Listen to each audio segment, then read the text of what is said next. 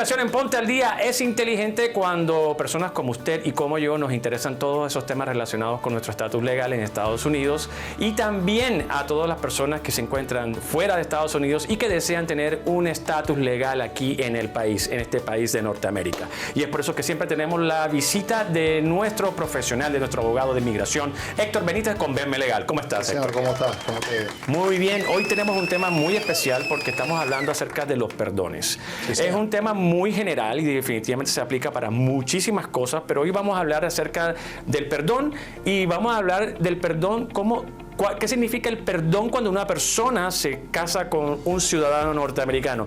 ¿Cómo aplica? ¿Qué cosas perdona en realidad? Entonces, hablemos en general. ¿Qué significa el perdón? Mira, es un tema de verdad bastante interesante porque el perdón, para que tú tengas una idea, es precisamente esa figura a través de la cual el gobierno americano, por vía de discreción, de alguna manera permite o olvida algún ilícito migratorio que pudiste haber cometido.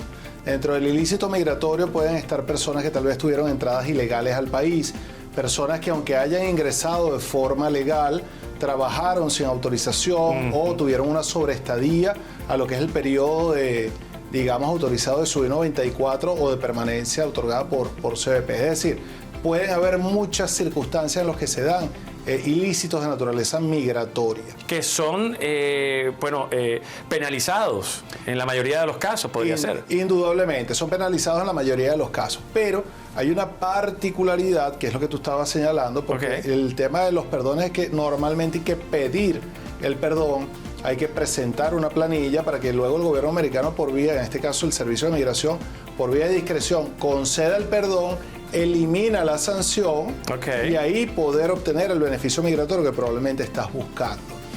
Pero en el caso de cuando se celebra un matrimonio, este matrimonio, dependiendo de si es con ciudadano americano, con una persona que tenga beneficio a la ley de ajuste cubano o probablemente con un residente permanente normal, van a tener distintas realidades.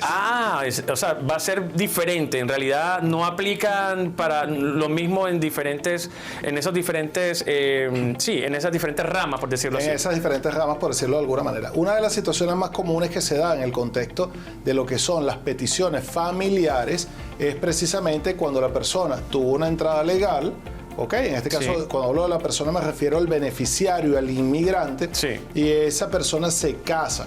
Entonces va a cambiar dependiendo de con quién se está casando, si tiene o no tiene acceso a ese perdón. Por ejemplo, si te casas con un residente permanente que no esté en el contexto de la ley de ajuste cubano, es decir, todos los demás prácticamente, ahí estamos hablando de que la figura de ese perdón por tal vez haber tenido una una presencia ilegal o un trabajo ilegal, no lo vas a tener.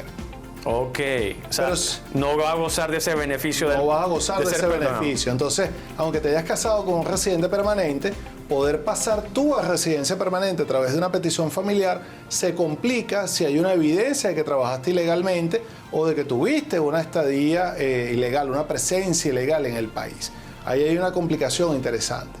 Pero si te casas, por ejemplo, con un ciudadano americano o con una ciudadana americana, ahí digamos que por vía de ley existen una suerte de perdón automático. Es decir, la misma ley de una vez te está otorgando el perdón en dos escenarios generales. ¿Cuáles son esos dos escenarios generales? Precisamente el tener presencia ilegal, no entrada ilegal, presencia ilegal y el haber trabajado sin autorización en los Estados Unidos. Entonces usted perfectamente, si usted se casa con un ciudadano americano, con una ciudadana americana y usted está dentro de esos supuestos, usted no tiene por qué omitir ningún tipo de información.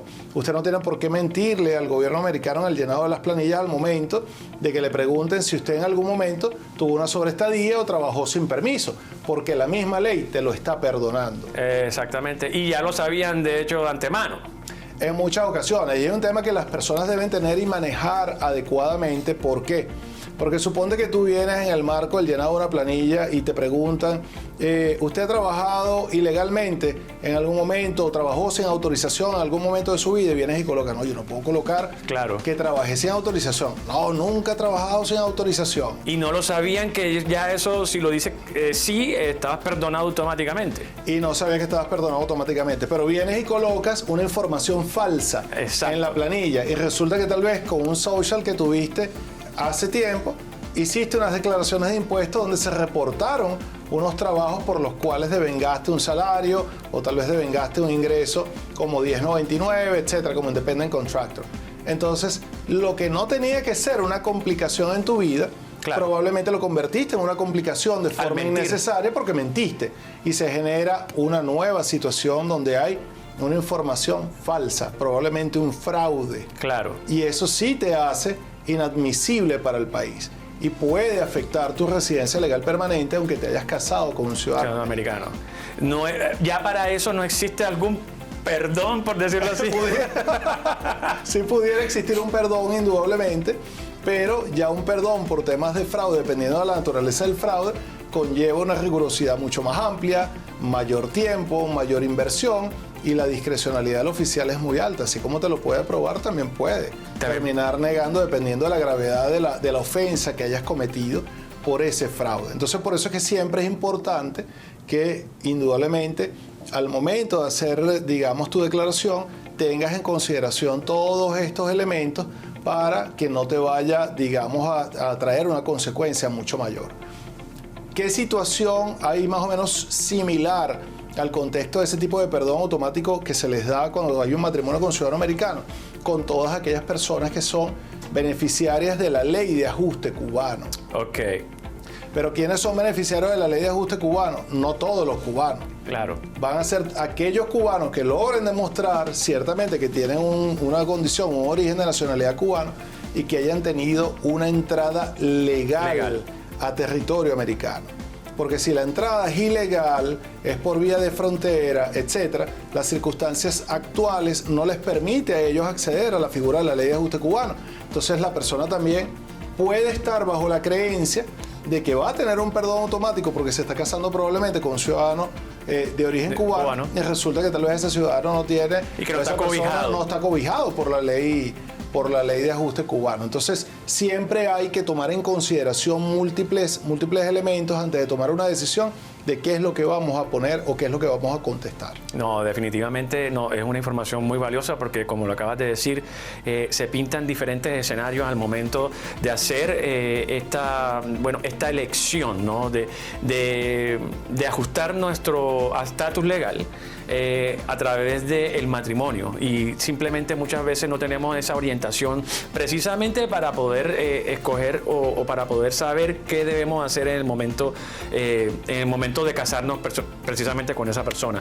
A todas esas personas que de por sí que no cobijan o que no tienen ese perdón, ¿qué pueden hacer para remediar esos casos? ¿Existe algún otro método? No, todos van a ser a través de figuras como bien estabas tú señalando, que se llaman perdón. Lo que pasa es que el perdón, a diferencia de cuando hay un ciudadano americano o en este caso una persona que sea beneficiaria de la ley de ajuste cubano para efectos de trabajo ilegal o presencia ilegal, estamos hablando de esos dos escenarios, hay otra forma que se utiliza normalmente, que es la I-601, que es donde se tratan de ventilar todos los demás esquemas de situaciones donde probablemente necesitas que te sea perdonado un ilícito migratorio, una circunstancia migratoria. Por ejemplo, las personas que tal vez no se están casando con un ciudadano americano y